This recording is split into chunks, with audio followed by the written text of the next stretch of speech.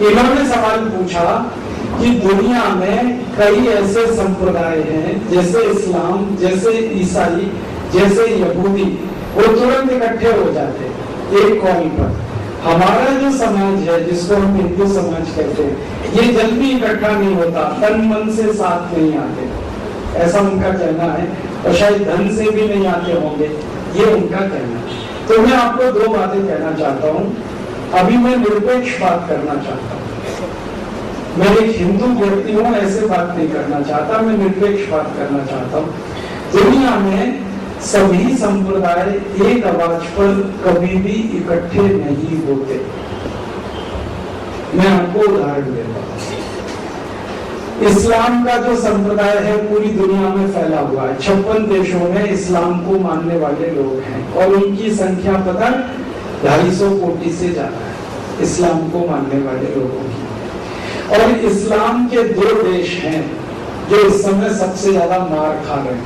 एक इराक है और अब ईरान की भी मार पिटाई शुरू हो गई है, और अफगानिस्तान तो पूरा बर्बाद हो गया। अफगानिस्तान को बचाने के लिए वो इकट्ठे नहीं हुए। सद्दाम हुसैन को बचाने के लिए भी वो इकट्ठे नहीं हुए। अगर सद्दाम हुसैन को बचाने के लिए 250 कोटि लोग इकट्ठे हो जाते तो अमेरिका की हिम्मत नहीं थी तो सद्दाम हुसैन को फांसी दे सके।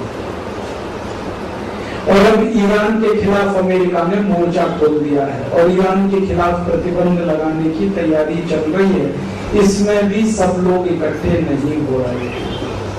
कुछ ईरान के साथ है और कुछ ईरान के खिलाफ है। सऊदी अरब नाम का एक देश है, वो ईरान के खिलाफ है। कुवैत ईरान के खिलाफ है। बहरीन, ओमान, संयुक्त अरब अमीरात ईरान के खिलाफ हैं और वो अमेरिका के साथ हैं इस मामले में कि ईरान पर पाबंदी लगा दो, क्योंकि ईरान परमाणु बम बना रहा है और इन सब देशों को डर लगता है कि ईरान हमें भी मार सकता है। ये एक सच्चाई है। इसी तरह का दूसरा उदाहरण देता हूँ। ईसाइयत को मानने वाले सभी संप्रदाय दुनिया में एक आवाज पर इकट्ठे नहीं होते। उसका सबसे बड़ा उदाहरण है चेकोस्लोवाकिया। चेकोस्लोवाकिया नाम का एक देश था, अभी उसके 3 टुकड़े हो गए। चेक अलग हो गया, स्लाव अलग हो गया। इस देश को बचाने के लिए सारे ईसाई इकट्ठे नहीं हुए। पोलैंड नाम का एक दूसरा देश है, वो ईसाई देश है। पोलैंड खत्म हो गया, मर गया, अभी देश नहीं रहा, उसके कई टुकड़े हो गए। उसको बचाने के लिए भी सब ईसाई इकट्ठे नहीं हुए। रूस नाम का एक देश है जिसके पहले 36 छोटे छोटे राज्य थे, सब मिलाकर एक था। वो सब एक एक टुकड़े हो गए, वो सब ईसाई राज्य हैं, एक दूसरे की मदद करने को इकट्ठे नहीं हुए। ईसाइयत में भी ये नहीं होता। अब यहूदी की बात करें, यहूदी तो एक ही देश है पूरी दुनिया में, इजराइल, और इजराइल मार खा रहा है 50 साल से। और इजराइल के पड़ोसी फिलिस्तीन वाले उसे मारते रहते हैं। फिलिस्तीन वाले कभी भी बम फेंक देते हैं, वहां असेंबली में बम फेंक देते हैं, कुछ भी कर देते हैं। लेकिन सारे दुनिया के यहूदी भी एक साथ नहीं आते। कुछ यहूदी हैं जो अमेरिका में जाकर बस गए हैं, वो थोड़ा पैसा भेज देते हैं इजराइल को, लेकिन इजराइल को जब मार पड़ती है फिलिस्तीनियों की तो वो भी साथ में नहीं आते। तो जैसे इस्लाम में है, जैसे ईसाइयत में है, जैसे यहूदी धर्म में है, इसी तरह जैन धर्म में है। मैं आपको एक ताजा उदाहरण देता हूँ। भारत में जैन समाज के 2 संप्रदाय हैं, एक दिगंबर और एक श्वेतांबर। अभी थोड़े दिन पहले बात आई कि जैन समाज को माइनॉरिटी घोषित किया जाए, तो दिगंबर लोगों ने कहा हाँ, श्वेतांबर लोगों ने कहा ना, और लड़ते रहे दोनों, और अभी तक फैसला नहीं हुआ। बौद्ध समाज की कहानी सुनाऊं आपको। सारी दुनिया के बौद्ध भी एक साथ इकट्ठे नहीं होते। इंडोनेशिया एक बौद्ध देश है और इंडोनेशिया थोड़े दिन पहले बर्बाद हुआ था, उनकी इकोनॉमी कोलैप्स हुई थी। दूसरे बौद्ध देशों ने कोई मदद नहीं की इंडोनेशिया।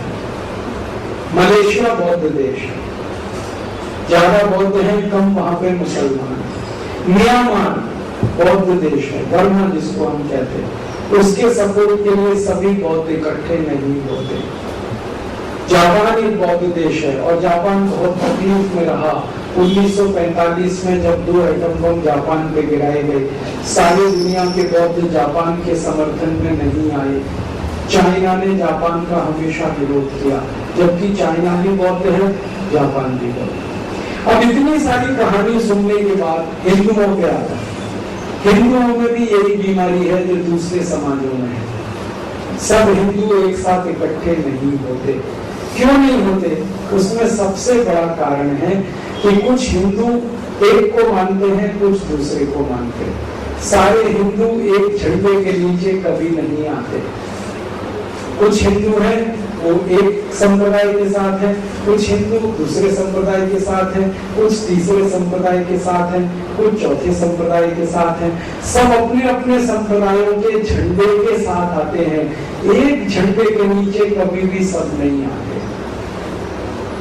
स्वामी विवेकानंद कोशिश करके हार गए, स्वामी दयानंद सरस्वती भी कोशिश करके हार गए। तो क्या करना चाहिए? शायद इसमें से एक रास्ता है। वो रास्ता ये है कि जिन जिन प्रश्नों पर सब एक साथ इकट्ठे होते हैं, उन प्रश्नों को पहले हल कर लेना चाहिए। मान लीजिए एक प्रश्न है जिसको हम कहते हैं करप्शन, भ्रष्टाचार, ब्लैक मनी। ये ब्लैक मनी और करप्शन के इश्यूज पर अगर कई हिंदू एक साथ आते हैं तो बहुत अच्छा, इसको सॉल्व कर लो। मुसलमान भी साथ आते हैं तो और अच्छा, ईसाई भी साथ आते हैं तो और अच्छा। तो करप्शन के इशू पे शायद हिंदू, मुसलमान, ईसाई, जैन, सिख, पारसी साथ में आ सकते हैं, इसको सॉल्व कर लो। फिर इसके बाद कोई दूसरा इशू है, गरीबी, बेरोजगारी, उसको दूर करने के लिए सब साथ में आते हैं, इसको सॉल्व कर लो। तो जिन जिन मुद्दों पर सब एक साथ आ सकते हैं, पहले इनको सॉल्व कर लो, और जिन इश्यूज पर साथ नहीं आ सकते उनको बाद में सॉल्व कर लो। नहीं तो बाद में जो मुद्दे सॉल्व करने वाले हैं उनको पहले आपने लाया तो कुछ भी सॉल्व आप नहीं कर पाएंगे, क्योंकि स्वामी विवेकानंद नहीं कर पाए, तुमने क्या कर पाओगे? तो हमारी जो रणनीति है वो ये है कि करप्शन का इशू, भ्रष्टाचार का, गरीबी का, बेरोजगारी का, महंगाई का, गलत कानून का, ये सब ऐसे इश्यूज हैं जिन पर सब लोग एक साथ आ जाएंगे। हिंदू, मुसलमान, सिख, ईसाई आ जाएंगे। तो इनको पहले हल करो, और जिन इश्यूज पर वो साथ नहीं आएंगे उनमें हम उनके साथ डायलॉग करते रहें, और डायलॉग करते करते वो साथ में आए तो बहुत अच्छा, नहीं आए तो वो अपने घर खुश, हम हमारे घर खुश। लेकिन एक बात पक्की है कि सारी दुनिया के लोग कभी भी एक झंडे के नीचे नहीं आते। ये तो हिटलर भी हार गया कर करके। हिटलर ने सोचा था कि सारी दुनिया के जो आर्य लोग हैं वो मेरे साथ आ जाएंगे, नहीं आए। तो आपके साथ भी नहीं आएंगे। जितने आए उतने की मदद लेके काम कर लो, ये इंटेलिजेंसी है, ये बुद्धिमानी है।